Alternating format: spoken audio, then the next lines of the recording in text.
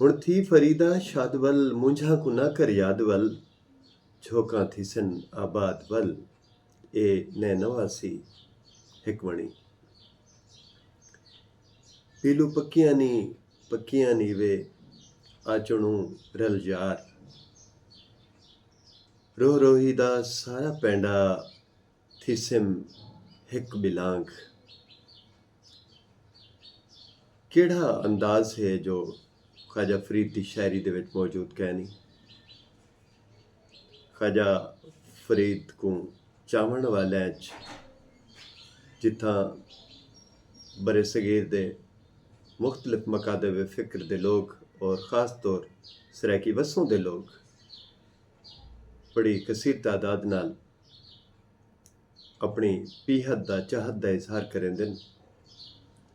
उत्थां अलामा इकबाल भी ख्वाजा फरीद दा दीवान पढ़ते हैं और इं हवाले नाल अगर मैं आखां तां जिथा ख्वाजा साहब आख्या रो रोही दा सारा पैंडा थी सिम हिक बिलांग, तो उत्थां अलामा इकबाल ने फरमाया इश्क की एक जस्त ने तय कर दिया किस्सा तमाम, इस ज़मीन व आसमां को बेकरार समझा था मैं।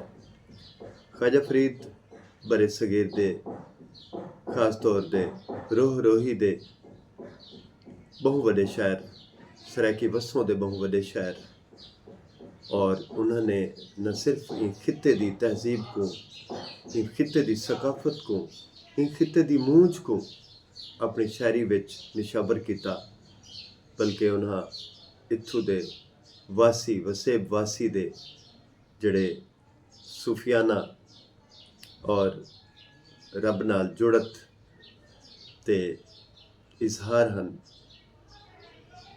और जड़ा शौक है उसको भी अपनी शायरी दे विच निशाबर किया। ख्वाजा फरीद एक ओ हमेशा रहने वाले सूफी शायर हैं कि जिन्हां जियां बिया कोई सूफी बिया कोई इन तरह के काफिया लिखण वाला अज तक दोबारा नहीं पैदा थिया।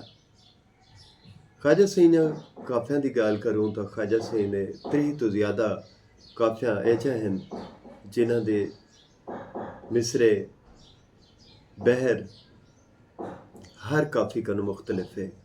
तकरीबन कोई 30 तो 33 ख्वाजा सईं काफिया ऐजा हैं जिन्हां मुख्तलिफ बहरा सकूं उन्हां दी शायरी दी अजमत, उन्हां दे आहंग, उन्हां दा कलाम और उन्हां दी सोच दे जड़े मुख्तलिफ रंग हैं उन्हां नाल सकूं वाकिफ करवेंजन।